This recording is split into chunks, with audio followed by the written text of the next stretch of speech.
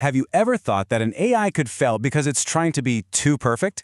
It sounds kind of weird, right? But it's actually one of the biggest challenges in machine learning.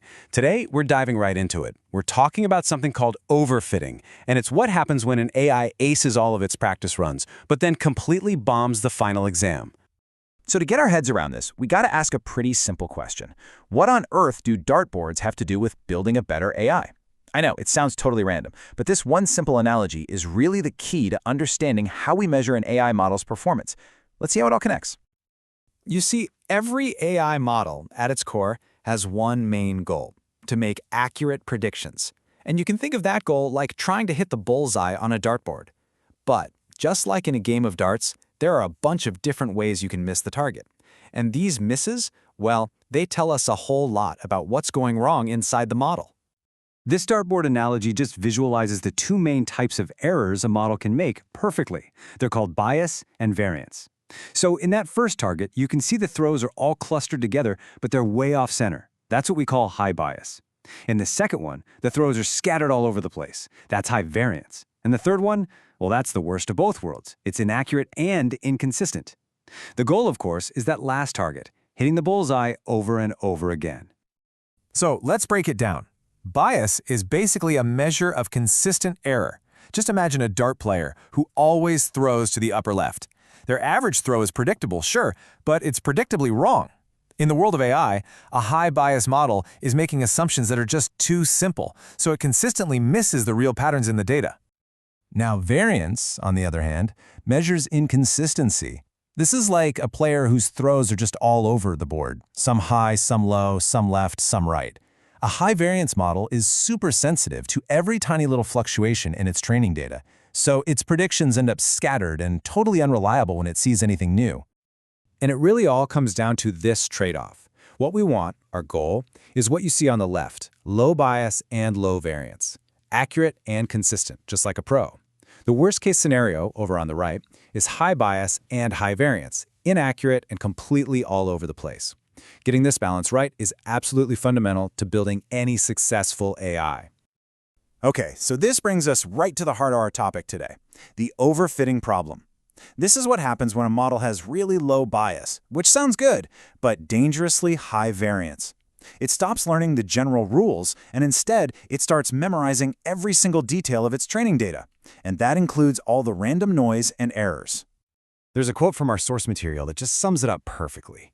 An overfitted model looks like an absolute genius during practice.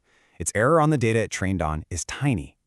But the moment you give it new, unseen data, the real-world test, its performance is, and I'm quoting here, usually awful. It's like it memorized the answers to the practice test but didn't actually learn the subject at all. Let's look at what this actually means with three different models. First up is underfitting.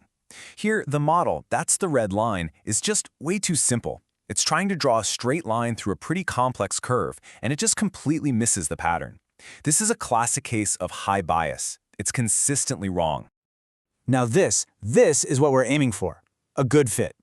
The model is complex enough to capture the general, underlying trend of the data, but it doesn't get bogged down trying to hit every single tiny deviation.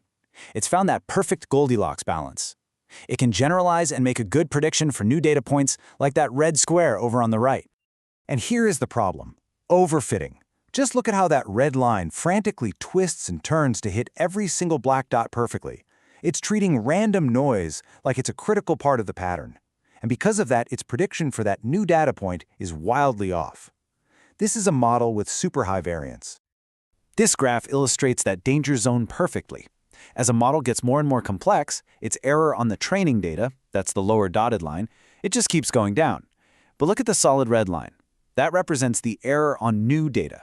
It goes down for a bit, hits a minimum, and then it starts to climb right back up as the model gets too complex. That lowest point is the sweet spot. Everything to the right of that point is the overfitting zone. So how do we stop our models from going too far to the right on that graph? Well, one of the most powerful techniques is called regularization. You can think of it as giving the model a set of rules or maybe some constraints to keep it from becoming way too complex. So essentially, regularization adds a penalty to the model's learning process. The more complex the model tries to get, the bigger that penalty becomes. This forces the model to find a simpler solution that still does a pretty good job, instead of a super complex one that just memorizes all the noise. It's kind of like telling the model, hey, try to explain this data, but use as few words as possible. Now, there are two main ways to do this. One method, called L2 regularization, kind of gently reins in the model's complexity. Another one, called L1, is a lot stricter. The geometric shapes you see here, a circle for L2 and a diamond for L1, represent their constraints. The key difference is how they penalize complexity, and that has a huge impact on the final model, as we're about to see. So the practical difference is huge. L2, which is also called ridge, creates these smoother, less complex models by shrinking the numbers. But L1, or lasso, it goes a step further. It can actually eliminate unimportant features from the model entirely, forcing them to zero. This makes L1 not just a tool for stopping overfitting, but also a way to automatically figure out which parts of your data are actually important. All right, so setting rules for a single model is one great way to fight overfitting, but what if we used teamwork instead? That's the whole idea behind our next technique, bagging. It's built on this principle that a diverse group of opinions is often way better than a single expert. Bagging, which is short for bootstrap aggregating, is a really ingenious method. Instead of training one huge complex model on all of your data, you train lots of simpler models. But here's the trick. You train each one on a slightly different random sample of your data. Then you just let them all vote on the final answer. The process is actually pretty straightforward. First, you create dozens or even hundreds of random little mini data sets from your original data. Second, you train a separate model on each one of these subsets. People often call these weak learners. And finally, to make a prediction, you just average the results from all your models, or you have them take a majority vote. Simple as that. And this is the real magic of it. Remember our high variance model that was thrown off by every little bit of noise? Bagging is the perfect solution for that. Sure, any individual model might overfit to its own little piece of the data, but when you average all of their predictions together, those individual mistakes and weird quirks, they tend to cancel each other out. The result is a much more stable and reliable prediction. It directly attacks that variance problem we talked about. So, let's bring this all together. From dartboards to teamwork, all of these concepts really aimed at one single crucial goal in AI, creating models that generalize. A model that generalizes doesn't just do well on the data it has already seen. It performs well out there in the messy, unpredictable real world.